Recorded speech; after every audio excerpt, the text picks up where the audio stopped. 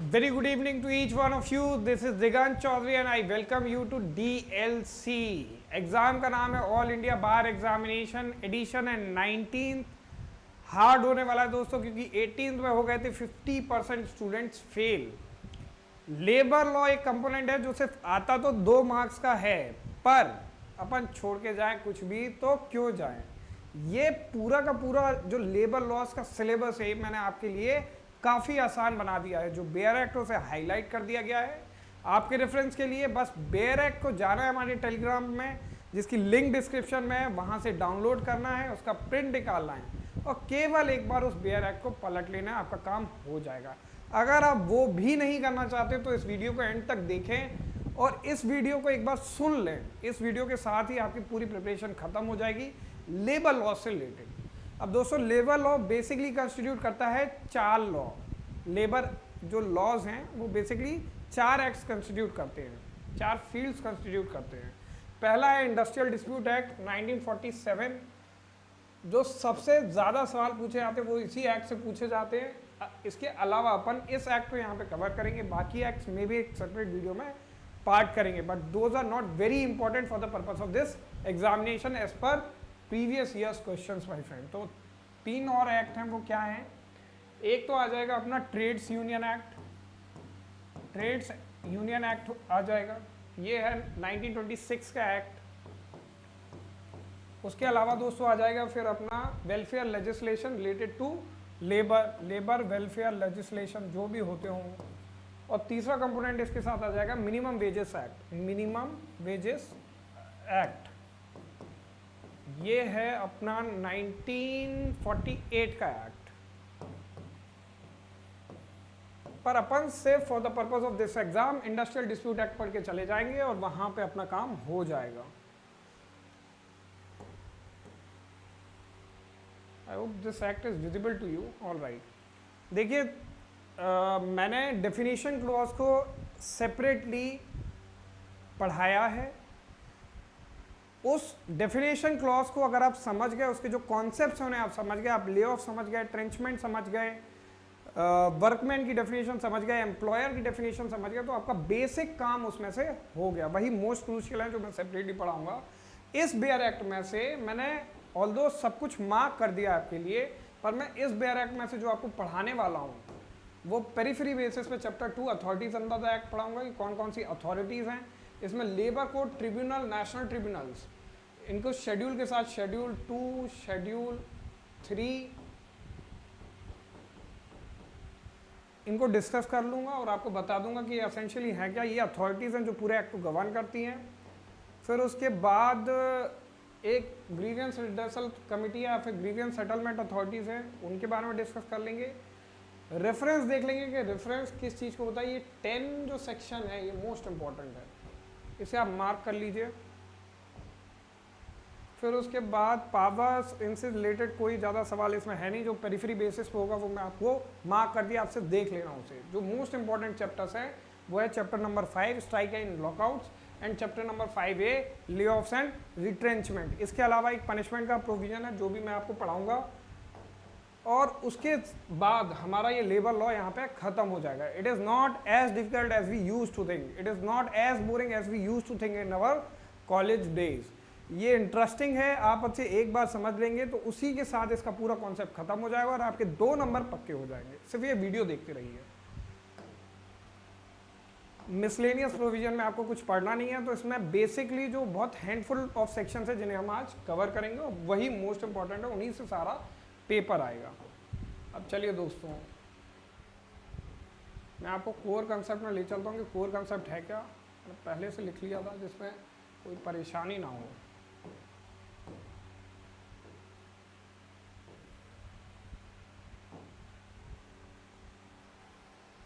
सबसे पहले आते हैं इंडस्ट्रियल डिस्प्यूट पे। तो इंडस्ट्रियल डिस्प्यूट पे जो डेफिनेशन 1 है, जो सबसे पहली शुरुआती डेफिनेशन है, वो डेफिनेशन है अप्रोप्रिएट गवर्नमेंट की।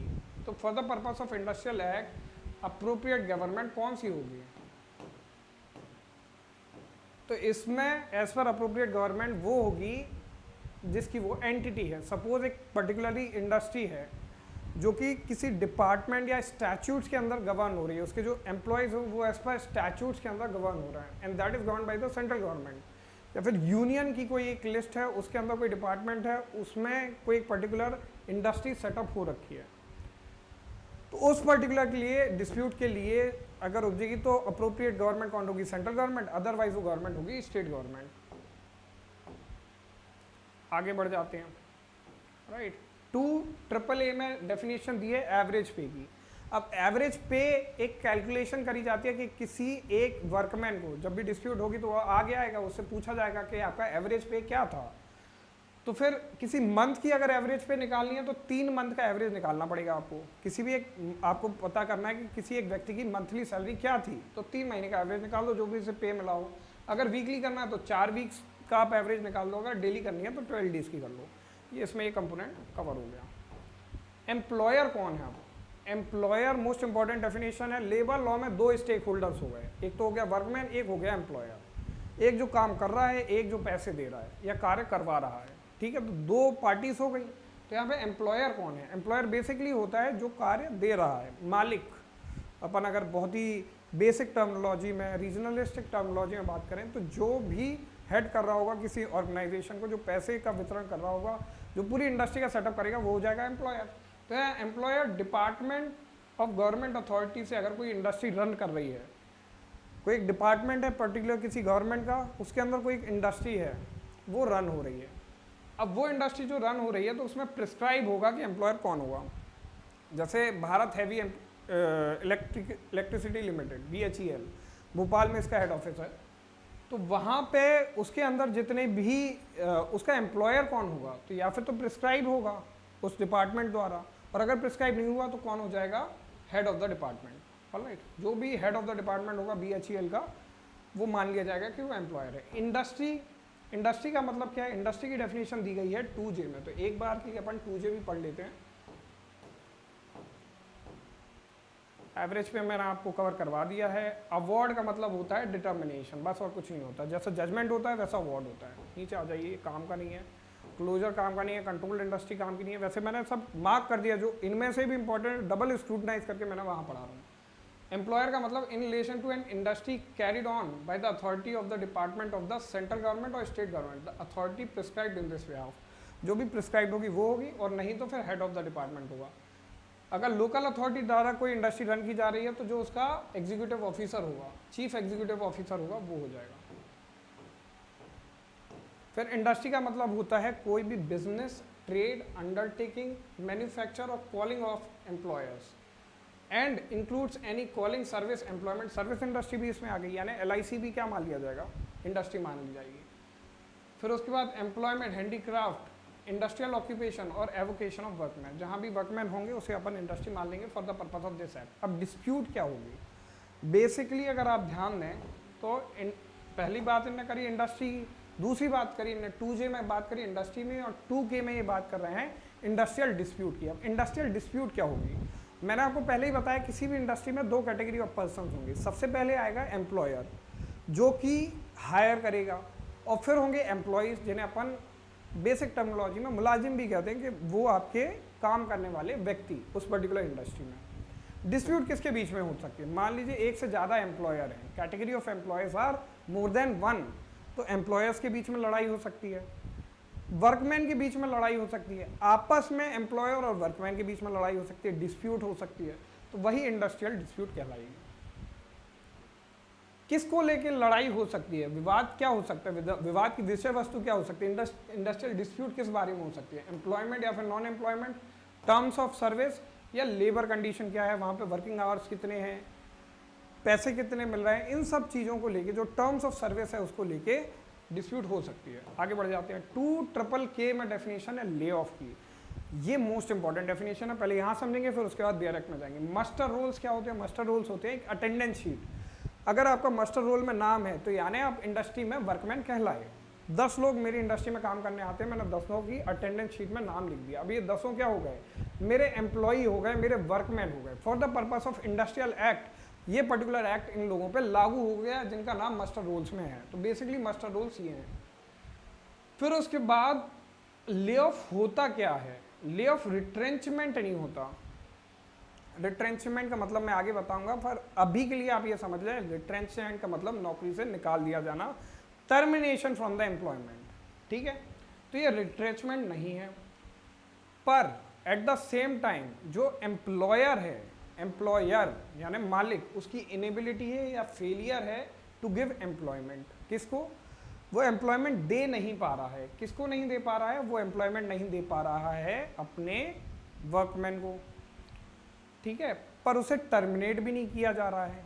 अब टर्मिनेट भी आप नहीं कर रहे हो, काम भी आप नहीं दे रहे हो, इसका मतलब क्या है? उसे बिना पैसे दिए आपने नौकरी से नहीं निकाला, तो उसे कार्य भी नहीं दिया, मतलब आप सैलरी देने तैयार नहीं हो, उसे कहते हैं ले ऑफ। आपने सुना होगा जैसे एयरपोर्ट ने, जैसे अभी एलॉन मस्क ने जब ट्विटर से कुछ 80% ऑफ द वर्कर्स थे उन्हें ले ऑफ कर दिया था, निकाल दिया था काम से, वो तो रिट्रेंचमेंट हो गया वहाँ पे कि नौकरी से निकाल देना। ले ऑफ का यहाँ मतलब है सिंपल टर्म्स में टेम्परेरी तरह की एक कंडीशन है जहाँ पे वर्क अवेलेबल नहीं है, और उसका रीज़न क्या है कि रिसोर्सेज नहीं है, मटेरियल नहीं है, नेचुरल कैलेमिटी है, शॉर्टेज ऑफ रॉ मटेरियल है, यानी कुछ ऐसी कंडीशन आ गई है जिसकी वजह से एम्प्लॉयर जो है वो कार्य नहीं कर पा रहा है, वो एम्प्लॉयमेंट नहीं दे पा रहा है, अपनी इंडस्ट्री रन नहीं कर पा रहा है, मशीनरी टूट गई है, फेलियर ऑफ मशीनरी हो गया है, तो एम्प्लॉयमेंट वो दे ही नहीं सकता। तो उस कंडीशन में मैंने नौकरी से भी नहीं निकाला और इसके बराबर मैं आपको कार्य भी नहीं दे रहा हूँ, तो वो कहलाता है ले ऑफ। ये इंपॉर्टेंट टर्मिनोलॉजी आपको याद रखने वाली चीज़ है।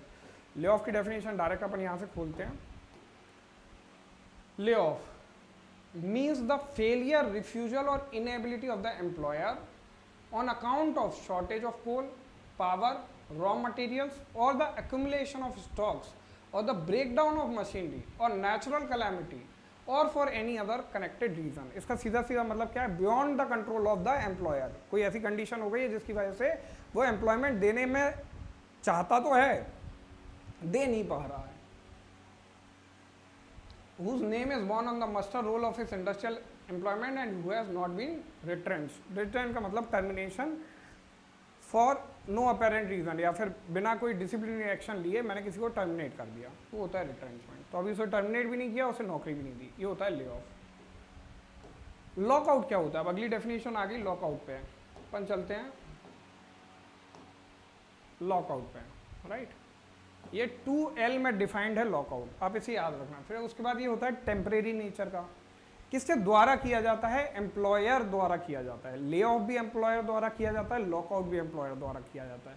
ले ऑफ को आप अपोजिट मान लें स्ट्राइक से, स्ट्राइक करते हैं वर्कमैन और काम बंद कर देते हैं, ले ऑफ करता है एम्प्लॉयर और वो क्या करता है? इंडस्ट्री बंद कर देता है।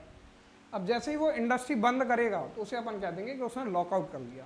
जैसे हथियार वर्कमैन के पास है स्ट्राइक, वैसे एम्प्लॉयर के पास जो हथियार है उसे कहते हैं लॉकआउट। और इसमें क्या होता है? Temporary closure, suspension of work, closure है या फिर सस्पेंशन ऑफ वर्क है, या फिर रिफ्यूजल बाय एम्प्लॉयर है टू गिव एम्प्लॉयमेंट, उसने रिफ्यूज कर दिया कि मुझे एम्प्लॉय करना ही नहीं है, टू अ पर्सन और ग्रुप ऑफ पर्सन। इसकी डेफिनेशन को वापस से देख लेते हैं। बस ये कुछ ऐसा टाइम है जिसमें टाइम लगेगा, पर एक बार अपन यहाँ से पार किए तो फिर टाइम नहीं लगना इस पूरे एक्ट में। This act is very easy. Lockout means the temporary closing of the place of employment or the suspension of work or the refusal by the employer to continue to employ any number of persons employed by him। अब ये सीधा का सीधा इन्होंने यहाँ पे ये बात बोल दी, इसका मतलब वो क्या कर रहे हैं? तो ये लॉकआउट हो गया। लॉकआउट के बाद अगली परिभाषा जो अपन देखेंगे वो देखेंगे रिट्रेंचमेंट की। रिट्रेंचमेंट का मतलब टर्मिनेशन बाय द एम्प्लॉयर। सबसे बड़ा वर्ड क्या है? टर्मिनेशन, यानी टर्मिनेट कर दिया अब आपने उसकी employment for any reason whatsoever, कोई भी रीजन चलेगा, otherwise than as a punishment for disciplinary action. मान लीजिए किसी पे मोरल टर्पिट्यूड लग दिया या किसी एम्प्लॉई ने चोरी करी इंस्टीट्यूशन में, या ऐसी कोई वारदात हुई जिसमें एज अ डिसिप्लिनरी एक्शन हमने उस वर्कमैन को कार्य से निकाला या फिर उसे हटा दिया, वो रीज़न नहीं है रिट्रेंचमेंट का। रिट्रेंचमेंट में कोई भी रीज़न चलेगा सिवाय डिसिप्लिनरी एक्शन के, ये बात आपको यहाँ पे याद करनी है। अब क्या क्या इसमें इंक्लूड नहीं होता है? तो क्या इंक्लूड नहीं होता है?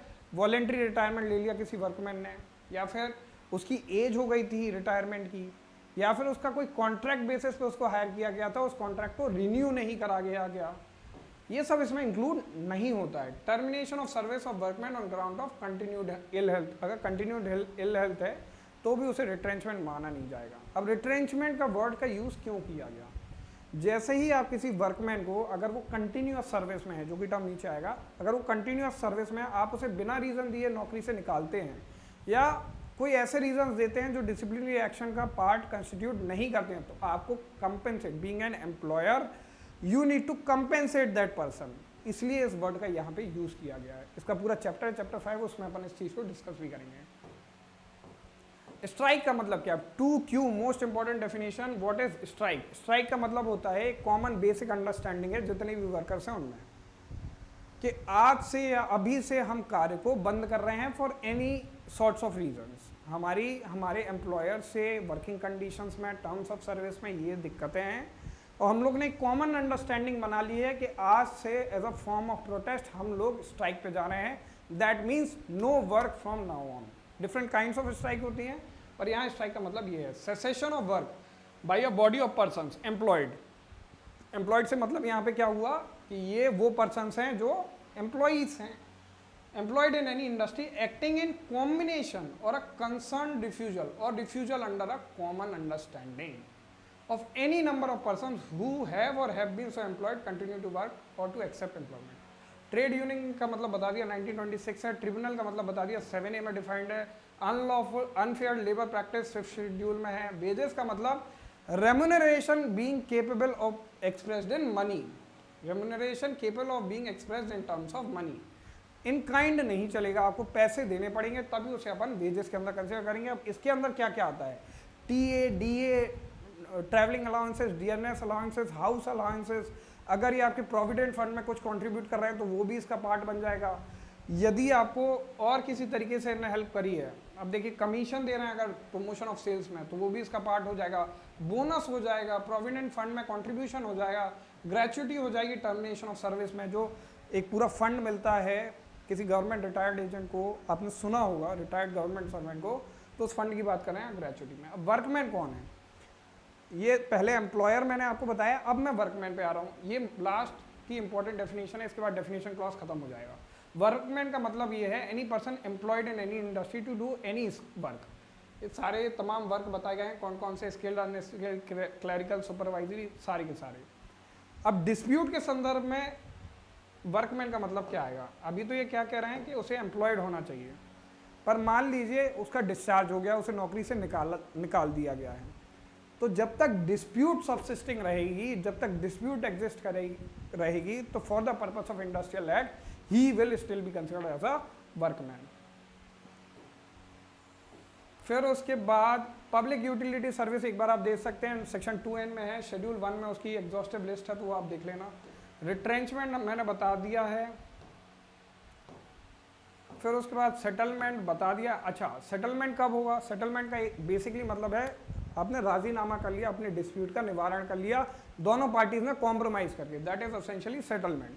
सेटलमेंट कैसे होता है? कंसिलिएशन से होगा, वही सेटलमेंट माना जाएगा। कंसिलिएशन कौन करवाएगा? एक कंसिलिएटरी बोर्ड है, सेक्शन 3 या 4 में है, तो कंसिलिएटरी बोर्ड जो है वो आपका सेटलमेंट कराएगा, दोनों पार्टीज को सामने बिठा लेगा, उनके हाथ मिलवाएगा और उनके बीच में कॉम्प्रोमाइज करवा देगा, दैट इज एसेंशियली सेटलमेंट। ये सेटलमेंट का फिर एक अवार्ड आएगा जो कि बाइंडिंग रहेगा दोनों पार्टीज में 6 महीने के लिए।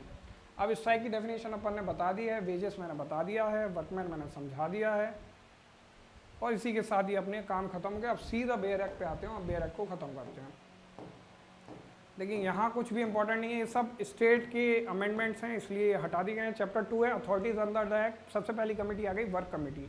वर्क कमेटी क्या होती है? वर्क कमेटी बेसिकली ऐसी होती है जहाँ पर 100 से ज़्यादा मुलाजिम हो या 100 से ज़्यादा वर्कमैन हो, तो ऐसे में एम्प्लॉयर के ये दायित्व है कि वो एक वर्क कमेटी एस्टैब्लिश करे, जिसमें रिप्रेजेंटेशन जो रहेगा, जितने वर्कर्स के रिप्रेजेंटेशन रहेंगे उतने ही एम्प्लॉयर के रिप्रेजेंटेटिव रहेंगे। उनका अल्टीमेटली ऑब्जेक्टिव क्या है? ऑब्जेक्टिव है गुड रिलेशंस बिटवीन एम्प्लॉयर और वर्कमैन को प्रमोट करना। आगे बढ़ते हैं, सेक्शन 3 हो गया। ये सारा स्टेट अमेंडमेंट है, आपको लग रहा होगा कि कितना छोड़ता जाऊँ, स्टेट अमेंडमेंट है, एक बार बस खोल के देख लीजिए आप किताब। ऑलराइट, कंसिलिएशन ऑफिसर्स होते हैं। बोर्ड ऑफ कंसिलिएशन का पर्पस क्या होता है? Promoting the settlement of industrial dispute. Board, ये जो बोर्ड ऑफ कंसिलिएशन है वो क्या कंस्टिट्यूट करेगा? एक चेयरमैन रहेगा और 4 अन्य मेंबर रहेंगे, ठीक है। फिर कोर्ट्स ऑफ इंक्वायरी पे आ जाओ। कोर्ट्स ऑफ इंक्वायरी, यदि किसी भी इंडस्ट्रियल डिस्प्यूट हो रही है, अप्रोप्रिएट गवर्नमेंट को लग रहा है कि इसमें इंक्वायरी की ज़रूरत है, तो वो एक कोर्ट ऑफ इंक्वायरी बना देगा। कोर्ट ऑफ इंक्वायरी का ये मतलब नहीं है कि इसमें कोई जुडिशियल ऑफिसर होगा, कोर्ट ऑफ इंक्वायरी नॉर्मल एक पर्सन उसमें अपॉइंट होगा जो कि इंडिपेंडेंट नेचर का होगा और वो इंक्वायर करने के पर्पस के लिए ही इस पूरी कोर्ट्स ऑफ इंक्वायरी को बनाया गया है। अब आ जाते हैं मेन मुद्दे पे, ये है लेबर कोड। लेबर कोड क्या होता है? तो शेड्यूल 2 में एक लिस्ट दी गई है। उस शेड्यूल 2 को जैसे ही आप खोलोगे, यहाँ पे 17 है, इसमें आपने डाला, ये पूरी आपको मिल जाएगी। आप जैसा जैसा मैं करता जा रहा हूँ वैसा वैसा आप कर लीजिए, ये आपको PDF अवेलेबल हो जाएगी। ऑलराइट, सेकेंड शेड्यूल जैसे ही आपने खोला तो उसमें ये लिस्ट दी है, इस पर लेबर कोड का जुरिसडिक्शन है। क्या है? Propriety and legality of the order pass by the employer under standing order, application and interpretation of standing order. ये स्टैंडिंग ऑर्डर वाली बात छोड़ दो। डिस्चार्ज और dismissal of workman including restatement, discharge, dismissal या रॉन्गफुली डिसमिस्ड है तो इसमें डील होगा। फिर उसके बाद इलीगलिटी और अदरवाइज ऑफ अ स्ट्राइक और लॉकआउट, ये कौन डिटरमाइन करेगा कि लॉकआउट सही था या नहीं था, स्ट्राइक सही थी या नहीं थी, तो लेबर कोड डील करेगा। डिसमिसल, डिस्चार्ज को भी लेबर कोड डील करेगा। All those matters other than specified in third schedule, इन सबको छोड़ के बाकी सारा कार्य यही करेगा।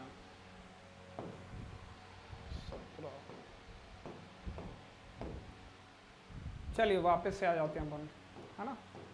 लेबर कोड, अब लेबर कोड क्या होगा? सेकेंड शेड्यूल मैंने बता दिया है, जुरिसडिक्शन वहां पर है। प्रिसाइडिंग ऑफिसर इनके कौन होंगे? या फिर ही इज और हैज बीन अ जज of the high court, sitting जज ऑफ द हाई कोर्ट होगा, या फिर वो रिटायर हो चुका होगा तो भी हो चुके होंगे ऑनरेबल हाई कोर्ट जजेस।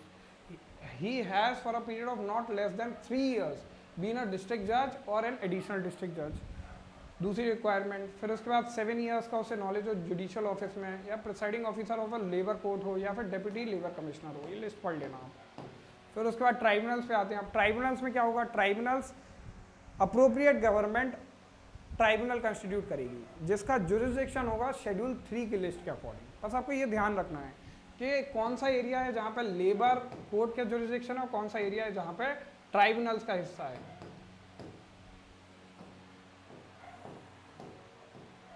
थर्ड शेड्यूल वेजेस के बारे में, कंपेंसेटरी एंड अदर अलाउंसेस के बारे में, आवर्स ऑफ वर्क के बारे में, लीव विद वेजेस के बारे में, रूल ऑफ डिसिप्लिन है, रिट्रेंचमेंट है, इन सब को डील करेगा इंडस्ट्रियल ट्रिब्यूनल। उसका ट्रिब्यूनल का और भी कहीं पे जुरिसडिक्शन आ जाएगा, वो लेबर कोड के संबंध में भी कई मैटर्स ले सकते हैं अगर वो मैटर्स नेशनल इंपॉर्टेंट के हैं, ये आके डील होगा।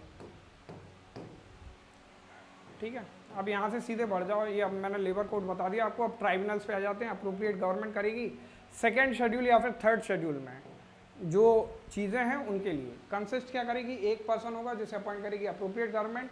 Person shall not be qualified for appointment as a presiding जज ऑफ अ ट्रिब्यूनल अनलेस वो या फिर जज हाई कोर्ट के जज हों या फिर डिस्ट्रिक्ट जज या एडिशनल डिस्ट्रिक्ट जज में 3 सालों में पदस्थ हों। वही सारी कंडीशंस हैं जो लेबर कोर्ट में प्रिसाइडिंग जज की होती हैं।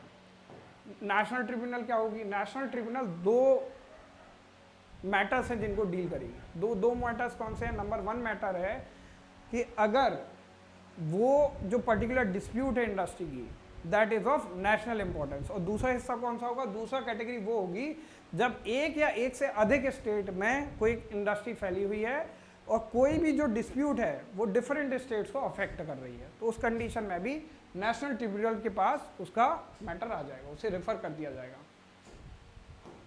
एक ही पर्सन होगा, सेंट्रल गवर्नमेंट अपॉइंट करेगी, क्वालिफाइड टू बी अ जज of a high court. Alright, disqualification कैसे हो जाएगा? लेबर कोर्ट ट्रिब्यूनल या नेशनल ट्रिब्यूनल से अगर वो इंडिपेंडेंट पर्सन नहीं है या फिर 65 years ऑफ एज है। तो यहाँ पे जो प्रीलिम्स का सवाल है वो क्या है कि age of a presiding officer और member of the these courts, तो क्या होगी? 65 है अपर एज में। डायरेक्ट प्रीलिम्स का सवाल है 7C में। अब ये नोटिस ऑफ चेंज क्या है? जब भी कोई एम्प्लॉयर अपने वर्कमैन की वर्किंग कंडीशंस को चेंज करना चाहेगा, टर्म्स ऑफ सर्विस को चेंज करना चाहेगा, तो उसे एक नोटिस देना पड़ेगा अपने वर्कमैन को। वो नोटिस कितने दिन का होगा? 21 दिन का होगा। सेंट्रल गवर्नमेंट चाहे तो किसी एक पर्टिकुलर इंडस्ट्रियल सेक्टर में उस नोटिस की रिक्वायरमेंट को या फिर उस चेंज करने की परमिशन लेने की जो रिक्वायरमेंट उसे एग्जेम्प्ट कर सकता है। किसके पास है? गवर्नमेंट के पास पावर है, अप्रोप्रिएट गवर्नमेंट के पास। ऑलराइट, फिर chapter 2B grievance redressal machinery. अभी एसेंशियली है क्या, मैं आपको बता देता हूँ। ग्रीवियंस रिड्रेसल जो है मशीनरी जो है, जहाँ पे एम्प्लॉय की संख्या है 21 से ज़्यादा, तो वहाँ पे एक ग्रीवियंस रिड्रेसल कमेटी बनेगी। जब भी कोई इंडस्ट्रियल डिस्प्यूट होगी तो मैटर किसके पास जाएगा? ग्रीवियंस रिड्रेसल कमेटी के पास। अगर आप उससे संतुष्ट नहीं है तो फिर आप अपील कर सकते हो उसके खिलाफ, किसके पास? एम्प्लॉयर के पास। तो मैंने बताया था हेड ऑफ द डिपार्टमेंट या फिर चीफ एग्जीक्यूटिव ऑफिसर, तो उनके पास फिर आप जाएंगे अपील में। यानी डायरेक्टली आप अपने एम्प्लॉयर के पास नहीं जाएंगे इंडस्ट्रियल डिस्प्यूट के सेटलमेंट के लिए, पहले जाएंगे ग्रीवियंस रिड्रेसल मशीनरी या कमेटी, फिर उसके बाद आप जाएंगे वहाँ पर। अब ये ग्रीवियंस रिड्रेसल कमेटी क्या होती है? Equal members from both employer and workman. इस जो कमेटी बनेगी उसमें इक्वल नंबर होंगे वर्कमैन और एम्प्लॉयर के। टोटल नंबर हो जाएगी, उनकी संख्या हो जाएगी 6 जो मेंबर्स कंस्टिट्यूट करेंगे इस कमेटी के। एक वुमेन अगर पॉसिबल हो तो उसे आप उस कमेटी का हिस्सा बनाइए, और अगर आपको ग्रीवियंस रिड्रेसल कमेटी में नहीं भी जाना है तो आप मत जाइए। और जो इंडस्ट्रियल डिस्प्यूट एक्ट के अंदर डिफरेंट अथॉरिटीज़ हैं उनके पास डायरेक्टली चले जाइए, मतलब ये मैंडेटरी नहीं है, एक ऑप्शन दे रखा है उन्होंने। फिर उसके बाद आ जाते हैं अपन चैप्टर 3 पे। चैप्टर 3 बात करता है reference of dispute to board, courts और ट्रिब्यूनल। अब reference of dispute to board, court और ट्रिब्यूनल अप्रोप्रिएट गवर्नमेंट रेफरेंस देगा, यानी रेफर करेगा मामला। बोर्ड को करेगा किस पर्पज के लिए? Promoting a settlement thereof court for inquiry के लिए, जब कोई इंक्वायरी करनी होगी तब। अगर सेकेंड शेड्यूल का कोई मैटर है तो जाएगी चीज़ लेबर कोर्ट में, अगर सेकेंड शेड्यूल या थर्ड शेड्यूल का मैटर है तो जाएगी ट्रिब्यूनल में। अगर जो थर्ड ट्रिब्यूनल है, थर्ड शेड्यूल में कोई मैटर है पर उसका जो इफेक्ट है वो 100 वर्कमैन से भी कम पे पड़ रहा है तो उसे लेबर कोर्ट डील कर सकती है। ऑलराइट, ये एक पॉइंट यहाँ पे दिया गया है। अगर नेशनल इंपॉर्टेंस का है तो फिर नेशनल ट्रिब्यूनल उसे डील करेगी। फिर उसके बाद जब तक रेफरेंस दे दिया है, जैसे ही अप्रोप्रिएट गवर्नमेंट ने किसी डिस्प्यूट के अराइज होने के बाद उसका रेफरेंस दे दिया है टू द अप्रोप्रिएट ट्रिब्यूनल्स या फिर लेबर कोर्ट, तो उस पीरियड के दौरान ना ही लॉकआउट होगा ना ही स्ट्राइक होगी। यानी वर्कमैन भी चुपचाप शांति से अपना काम करेंगे और एम्प्लॉयर भी उनसे चुपचाप काम करेगा, स्टेटस को मेंटेन रहेगा। ऑलराइट, जो रेफरेंस दिया गया है उन्हीं पे आप अपना जजमेंट कन्फाइन करेंगे। टाइम लिमिट भी वो पहले से उस ऑर्डर में लिख के देंगे अप्रोप्रिएट गवर्नमेंट के, इतने टाइम में आप डिस्प्यूट का रेजोल्यूशन कर लोगे। तो ये सब सारी चीज़ें जो आपको थोड़ी सी ध्यान रखनी है। बाकी इसके अलावा जो मैं बता रहा हूँ शॉर्ट में, इसके अलावा भी आपको देखना हो तो एक बार ये जो हाईलाइटेड कंटेंट है उसे पूरा देख लेना। ये सारा स्टेट अमेंडमेंट है, आपको लगेगा कि कितना चीज़ें स्किप करते आ रहे हैं, पूरे स्टेट अमेंडमेंट्स का पार्ट कंस्टिट्यूट करेंगे। अब आ जाते हैं चैप्टर 4 पे, power, procedure and duties of the authority.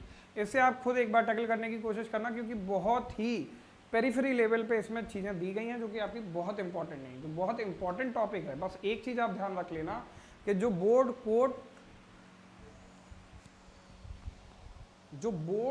Court या लेबर कोर्ट या ट्रिब्यूनल है उसके पास पावर कैसी होती है? कोड ऑफ सिविल प्रोसीजर जैसी, सिविल कोड जैसी। Power to examine, power to summon, ये सारे पावर्स उनके पास होते हैं कि किसी विटनेस को बुला लें, उन्हें समन कर लें, ताकि वो इफेक्टिवली इंडस्ट्रियल डिस्प्यूट को रिजॉल्व कर सकें। दूसरी बात है, जो भी प्रोसीडिंग इनके समक्ष होंगी वो जुडिशियल प्रोसीडिंग होंगी। अगर आप पर्जरी करते हैं, फॉल्स एविडेंस देते हैं, तो सेक्शन 193 और section 228 of the Indian penal code के अंदर आप लायबल हो जाएंगे। ये दो चीज़ें आपको याद रखनी है, यहाँ हाईलाइटेड है, मार्क्ड है। अब जितने भी ऑफिसर्स रहेंगे, चाहे वो कॉन्सिलिएशन ऑफिसर हों या फिर लेबर कोर्ट्स के लोग हों या ट्राइब्यूनल हो या नेशनल ट्राइब्यूनल, सारे पब्लिक सर्वेंट कहलाएंगे। सिविल कोर्ट की इनके पास पावर होगी विद रिस्पेक्ट टू कंटेम्प्ट। यहाँ पे 345, 346, 348 of the code of criminal procedure दे रखा है, इसमें कंटेम्प्ट रिलेटेड प्रोविजंस दे रखे हैं। तो इनके पास जो भी ये अथॉरिटीज़ हैं, इनके पास पावर ऑफ कंटेम्प्ट है कि वो कंटेम्प्ट के लिए प्रोसिक्यूट कर सकें किसी व्यक्ति को। एक्सीक्यूशन कैसे होगा? कोई भी जब निवारण होगा इंडस्ट्रियल डिस्प्यूट का तो उसका एक्सीक्यूशन कैसे होगा? जैसे मान लीजिए वर्कमैन के फेवर में कोई डिसीजन दिया, उन्हें एक्सीक्यूट कराना है, तो वैसे ही एक्सीक्यूट होगा जैसे ऑर्डर 21 में of the code of civil procedure में एक्सीक्यूशन होता है। आगे बढ़ जाते हैं हम, देखते जाइए, ये कुछ इंपॉर्टेंट नहीं है। अब इसमें बस आपको एक बात, ये हेडर याद करना है 17B का, कि payment of full wages to workman pending proceedings in higher courts. अगर जो आपकी फोरम है रेफरेंस देने के बाद उसमें कोई डिसीजन दे दिया और वर्कमैन के फेवर में डिसीजन दिया, तो आप भले हायर अथॉरिटीज़ के पास चले जाएं, आपको तब तक के लिए तो पेमेंट करना ही पड़ेगा। सेटलमेंट एंड अवार्ड किस पे बाइंडिंग होंगे? जो पार्टीज होंगे उन पे बाइंडिंग होंगे। जैसे लेबर कोर्ट है या नेशनल ट्रिब्यूनल है तो वो एनफोर्सेबल कब होंगी, सारी पार्टीज के लिए, ऑल अदर पार्टीज समन एम्प्लॉयर्स, हिज हायर सक्सेसर्स या असाइंस, या फिर इन सभी के लिए। Period of operation of settlements and award, period कितना होगा, 6 महीने।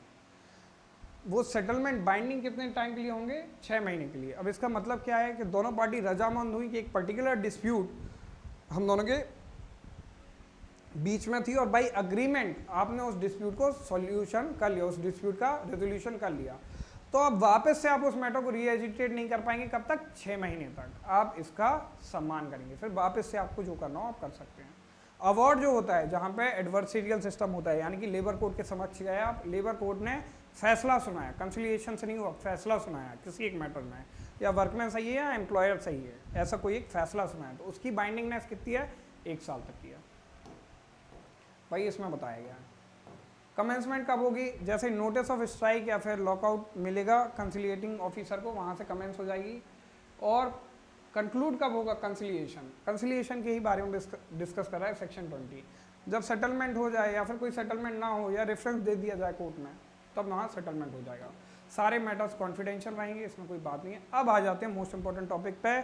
ऑलमोस्ट 30 मिनट्स हो चुके हैं, अब आए हैं अपन इंपॉर्टेंट टॉपिक पे। यहाँ से क्वेश्चन बनेंगे, जो बता दिया है वहाँ से भी बनेंगे, but this is also important, very important topic. Strikes and lockout, मैंने बता दिया स्ट्राइक किसके पास है, स्ट्राइक है वर्कमैन के पास, और लॉकआउट किसके पास है, लॉकआउट है एम्प्लॉयर के पास।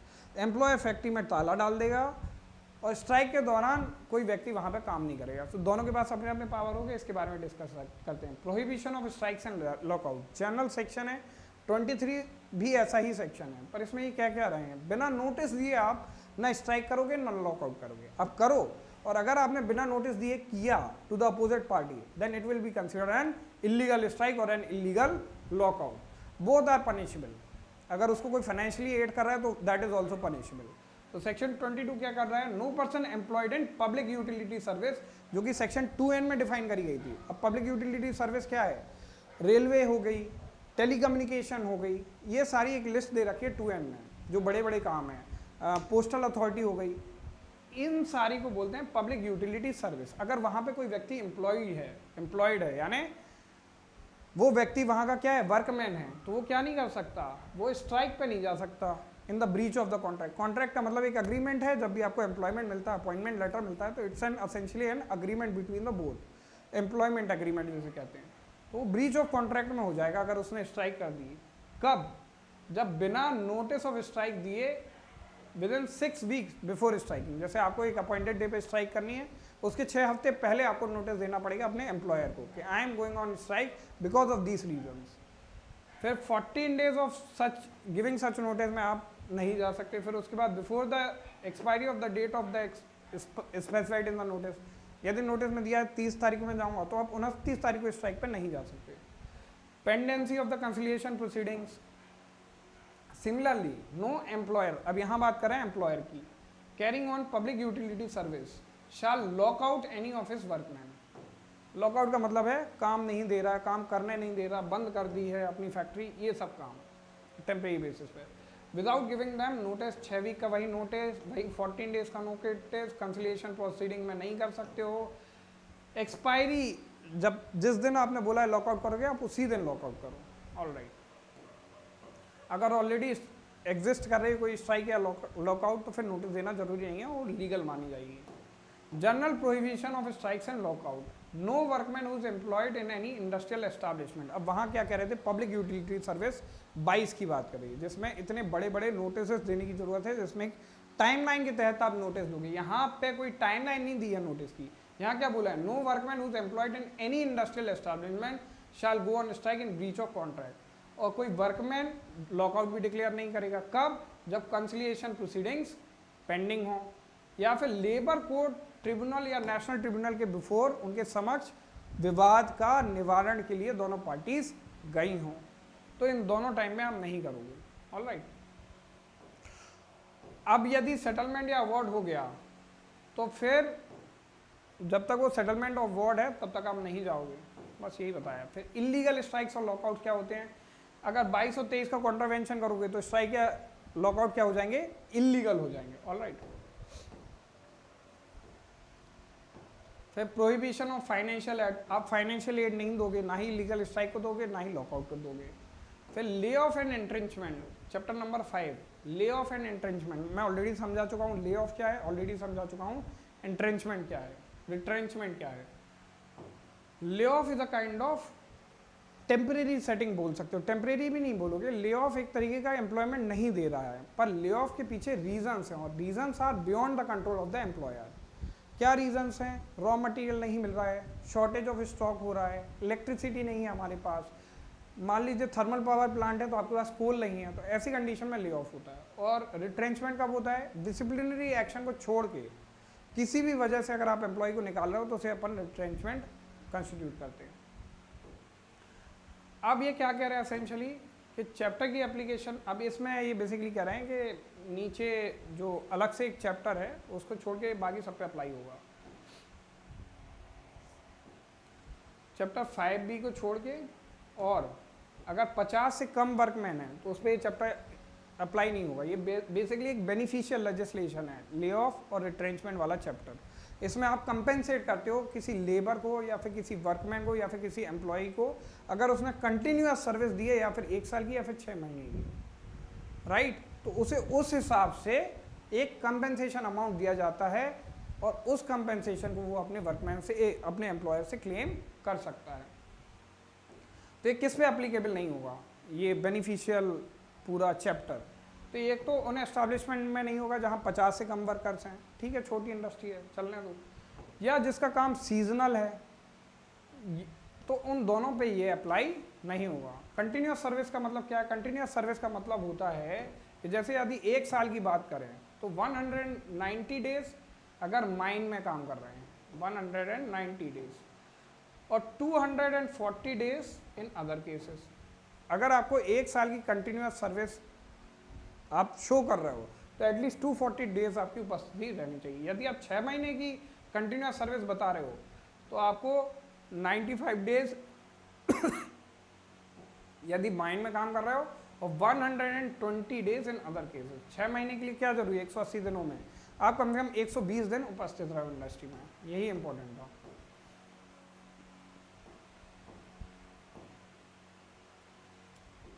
अगर कोई व्यक्ति लेड ऑफ हुआ है तो उसका राइट है कंपेंसेशन करने का। अब इसमें ये क्या कह रहे हैं? इसमें ये एसेंशियली ये कह रहे हैं कि मान लीजिए आपको ले ऑफ करा गया है ना, आपको ले ऑफ करा गया, अब आपने अगर 1 साल से ऊपर का समय निकाल दिया था किसी भी एस्टैब्लिशमेंट में, तो आपको टोटल कितना पैसा मिलेगा?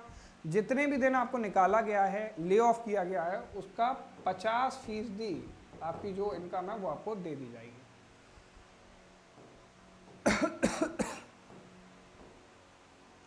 मास्टर रोल प्रिपेयर करने की जिम्मेदारी किसकी है? वर्कमैन की। मास्टर रोल की डेफिनेशन मैंने पढ़ाई दी। Workman not entitled to compensation in certain cases. कब कब उसे कंपेंसेशन नहीं मिलेगा? यदि वो अल्टरनेट जिसको ले ऑफ कर दिया गया है तो उसे कंपेंसेट कब नहीं करना पड़ेगा? अगर वो अल्टरनेट किसी, आप उसे बता रहे हैं कि आज यहाँ काम ना करके वहाँ चले जाओ, या ये ना करके वो कर लो, ये तो फैक्ट्री मेरी एस्टैब्लिशमेंट बंद हो गई, but other establishment with in your town with in 5 kilometre radius available है, अब वहाँ चले जाइए, वो नहीं जाता है, तो वो फिर उसे कंपेंसेट नहीं किया जाएगा अगर वो खुद को वर्क में at least once a day present नहीं करता है।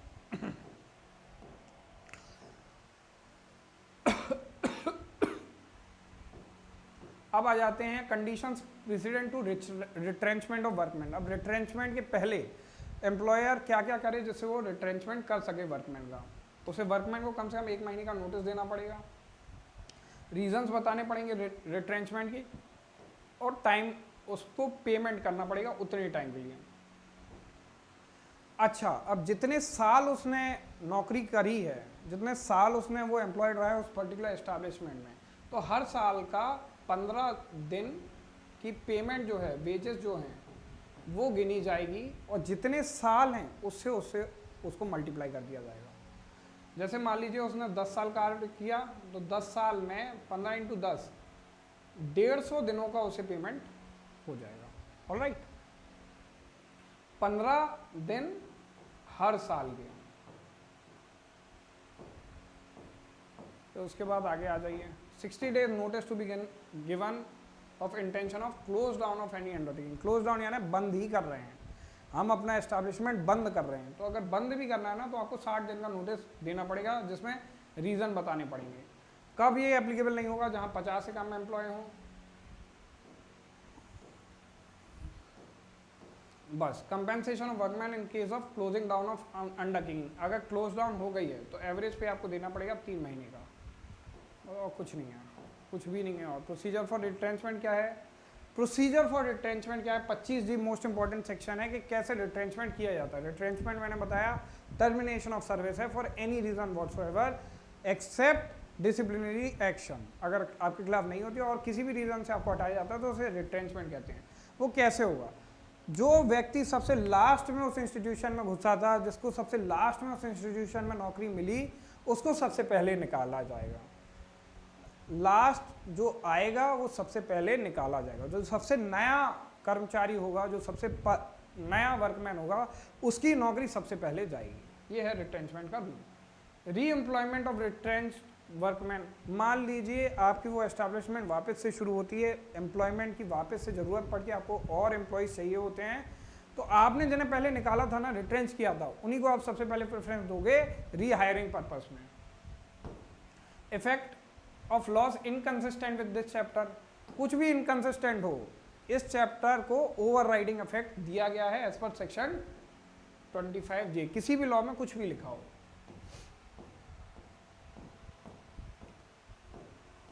अब यहाँ से इस चैप्टर में पूरे में कुछ ज़्यादा बचा नहीं है, आपका इंडस्ट्रियल डिस्प्यूट खत्म हो गया है। प्रोहिबिशन ऑफ ले ऑफ के खिलाफ प्रोहिबिशन है। मास्टर रोल में जो भी हैं उन्हें आपको बिना परमिशन लिए गवर्नमेंट के आप ऐसे नॉर्मली ले ऑफ नहीं कर सकते हो। पर किन की बात कर रहा है ये?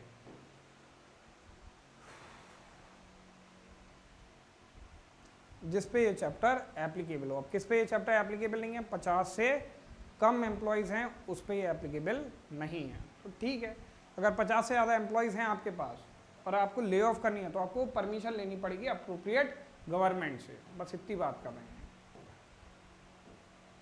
अगर 60 दिन तक आपको परमिशन नहीं मिलती है तो डीम्ड मान लिया जाएगा कि आपके पास परमिशन है। बाकी कुछ भी काम का नहीं है, हाईलाइटेड है, एक बार नज़र जरूर दौड़ा लेना, मैंने सब हाईलाइट कर रखा है। Conditions precedent to retrenchment of workman. अब कौन सी कंडीशंस हैं? प्रेसिडेंट तो क्या है? Workman has been given 3 months notice prior permission of the appropriate government. ठीक है,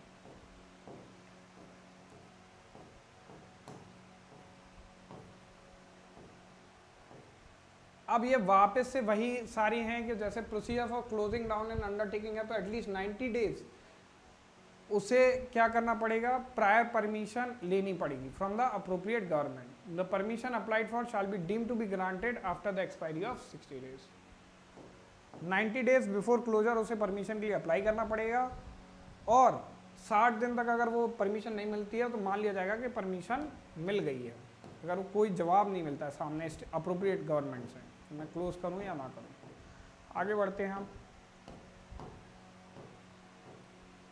penalty for lay off and retrenchment without previous permission. अब पेनल्टी वाले क्लॉज पे आ गए अपन। इसमें क्या बोल रहे हैं? Any employer who contravenes the provision of 25M या फिर 25N, ठीक है, shall be punishable with imprisonment for a term which may extend to 1 month or with fine which may extend to 1000 rupees। 1 month या फिर 1000 rupees या फिर both. ये आ गया आपका पहला पेनल्टी क्लॉज, है ना। अब ये चैप्टर 5C आ गया, unfair labour practices. Schedule 5 constitute करेगा इसमें। शेड्यूल 5 एक बार लिस्ट देख लेना। Prohibition of unfair labour practice, no employer और वर्कमैन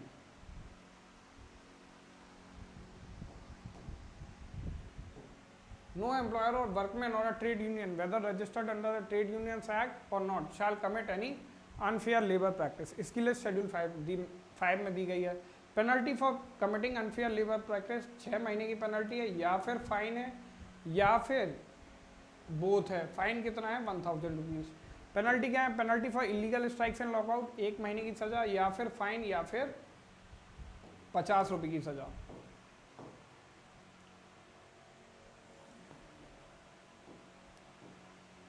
कोई भी एम्प्लॉयर है जो कमेंस करे, कंटिन्यू करे या अदरवाइज एक्ट करे इन furtherance of lockout which is illegal, punishment उसको इम्प्रिजनमेंट भी होगा विच में एक्सटेंड टू 1 मंथ या फिर 1000 रुपीज़ या फिर बोथ। पेनल्टी फॉर इंस्टिगेशन, अगर कोई इंस्टिगेट कर रहा है, इंस्टिगेट होता है सेक्शन 107 में अबेटमेंट बाय इंस्टिगेशन, तो वैसे ही यहाँ पे अगर अपन इंस्टिगेशन की बात करें यानी उकसाना, तो उसकी पेनल्टी कितनी है और किस चीज़ के लिए उकसा रहे हो, स्ट्राइक या लॉकआउट के लिए, जो कि इलीगल है, तो आपको 6 महीने की सजा या फिर फाइन या फिर 1000 रुपीज़ की पेनल्टी लग जाएगी। Penalty for giving financial aid to strike out illegal strikes and lockout, तो क्या है वो 6 महीने या फिर फाइन 1000 रुपये का या फिर बोथ, सेम पेनल्टी है सबकी।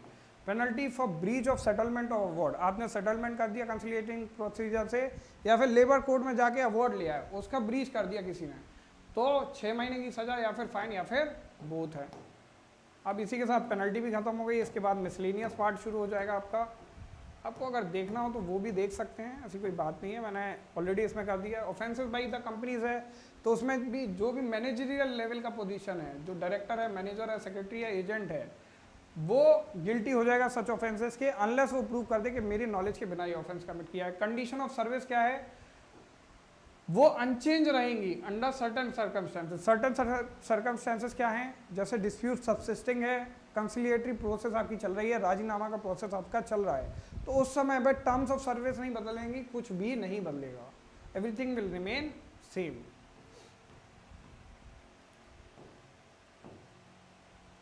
Recovery of money due from the employer, ये एक तरीके का अरियर ऑफ लैंड रेवेन्यू। अगर कोई वर्कमैन अप्रोप्रिएट गवर्नमेंट के सामने प्रूव कर दे कि मेरे एम्प्लॉयर से इतने पैसे बनते हैं बकाया मेरे कार्य के, तो अप्रोप्रिएट गवर्नमेंट क्या कहेगा, कलेक्टर को डायरेक्ट करेगा, कलेक्टर जाएगा और क्या कहेगा, जैसा लैंड रेवेन्यू वसूलते हैं वैसा एम्प्लॉयर से पैसे वसूलेगा और एम्प्लॉय को दे देगा। 33 सी भी खत्म।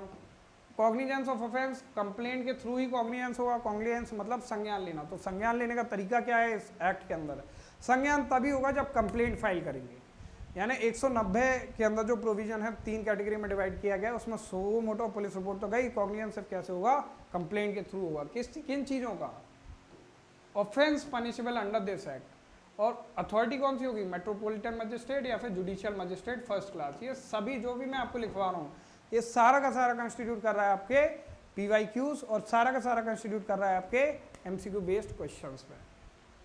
Protection of persons, good faith में कोई भी काम करोगे तो कोई दिक्कत नहीं है, यही इसमें बोला गया है। और फिर उसके बाद action take under faith, good faith की बात हो गई, पावर टू मेक रूल्स खत्म हो गया, इसी के साथ आपका जो है एक्ट खत्म हो गया।